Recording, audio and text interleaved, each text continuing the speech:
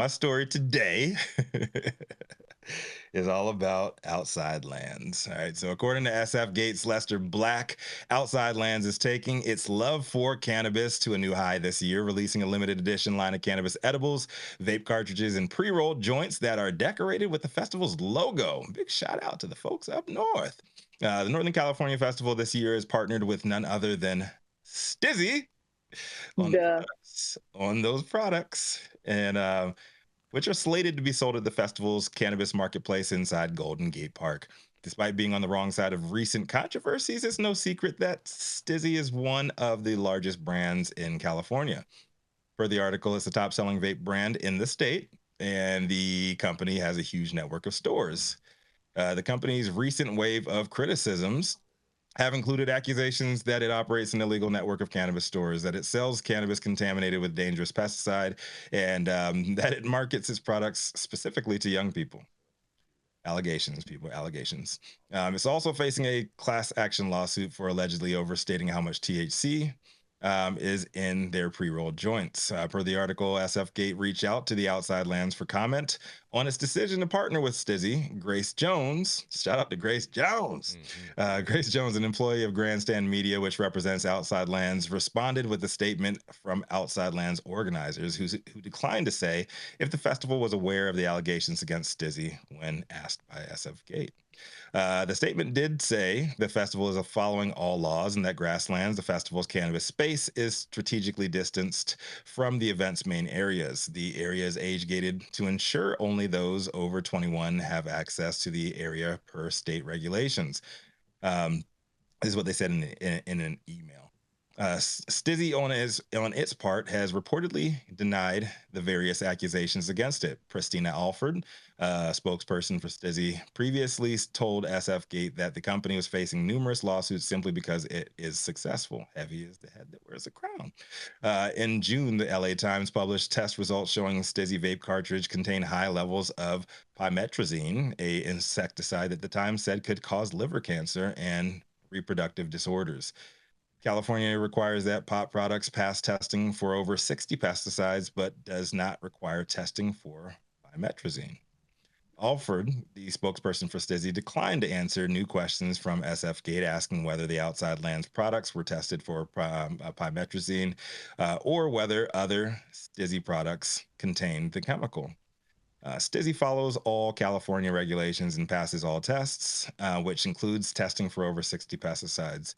California is the highest set of standards for testing in the industry overall. The results in question have not been shared with us, so we have no idea how they were conducted, Alford said in an email on Tuesday.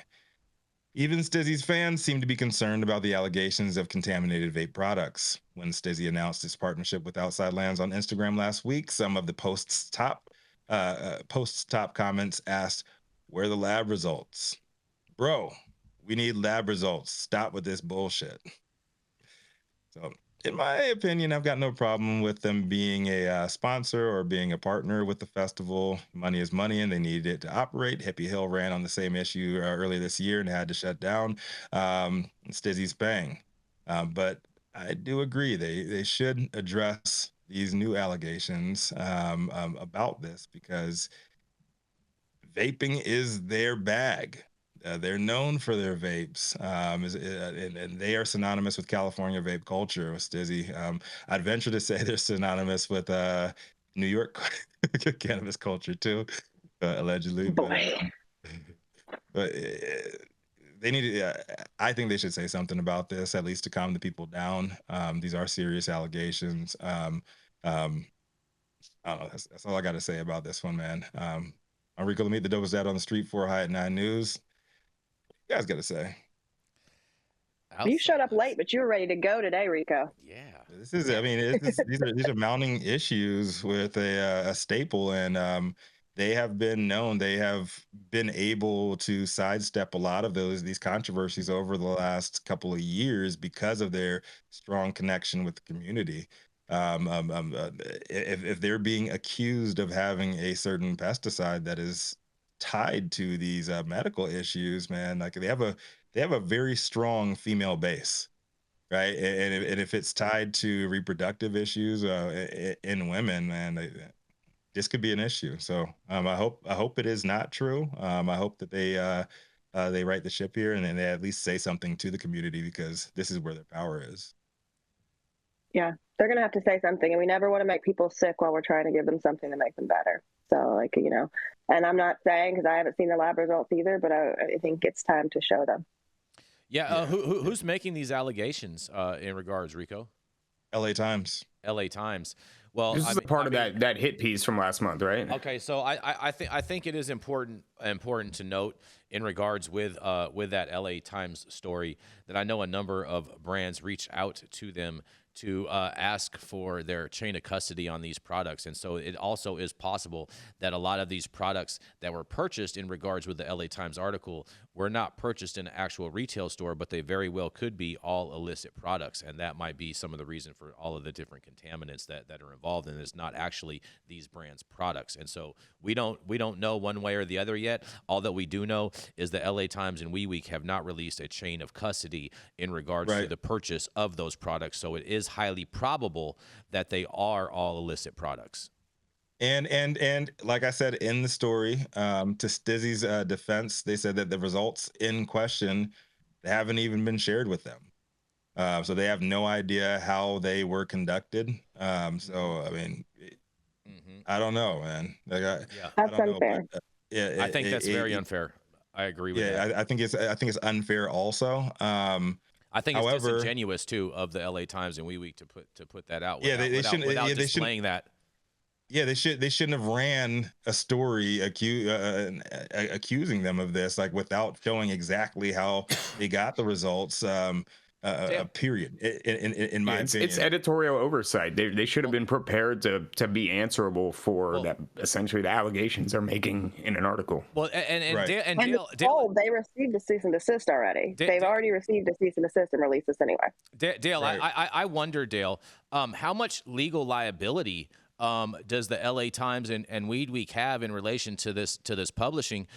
Because if they can't produce a chain of custody, wouldn't these brands have the ability to sue them for like defamation and loss of revenue and a whole host of other things? You can, and truth is an absolute defense. So I would hope that the LA Times has the proof in their back pocket that these products marketed as Stizzy has these levels of contaminants, especially those not tested on the panel from the state. So yeah, there's that potential, but there's a higher standard. This is a public controversy. These are notorious people. They're out there doing business. So the standards, it has to be intentional. It's not just, we weren't careful and everything. We know you got to have known, or you should have known that this is not true. Wouldn't you say that if they can't produce a chain of custody from showing retail purchases from licensed stores in California, that it would be intentional, because they gave the interpretation that like the average person, when they're reading it, unless they disclose that they're saying that these are all black market products that they purchased of these brands, I think that they have a case. Also, well, that's possible. Okay. But I would hope that they would have met with their attorneys and that they would have some things in the can already. Mm-hmm. Maybe they're not producing them. They don't have any obligation to produce anything for Stizzy if they, do a public relations response to it. But I will also hope that Stizzy's having a meeting with their attorneys and their PR people that come back and say, okay, we've done our COAs on this and we've tested everything, and this is what we've got. Okay, because this legal battle, I don't think is where it's going to be won. It's going to be won in the PR, and right now they're taking a hit in PR. And I've had meetings with the PR people and the marketing people. It's like, how are you going to address this? You should come out swinging. Here's what our results are. So your story's bullshit. Yeah, I would say also, to take it a step further, they said that they test for over 60 pesticides, which is standard for California, more stringent than any other state. However, even if this pesticide is not tested for, are other people using this pesticide too? Like, why are you singling out Stizzy for this pesticide? I mean, there's a whole bunch of questions that can stem from this. Like it does sound like it was more of a hit piece, against Stizzy. So is this a banned pesticide, but it's not a part of the mandatory testing? So I think that's the bigger question here. It's not banned, but it's been known to be closely tied to cancer and reproductive problems with women. This is a mess. And LA Times. I don't think it's approved for cannabis either. That's the other problem. Yeah. Is that even if it's not banned, you've got to get an approved list in California of what you can put on these plants. Yeah. So somebody found a way to get around that, and I just don't know what it does to enhance the production. Those are other issues to be left to the chemist, but it shouldn't be there. Yep. Okay, and like I said before, if Stizzy is interested in doing a PR campaign here, they should go out and pull their own products with chain of custody and test them and come out. We tested everything in the sun and other stuff, and it's clean. Yep. Okay? Right. And then throw it back in the LA Times port and go, we come back, here's ours, and then we're coming back at you.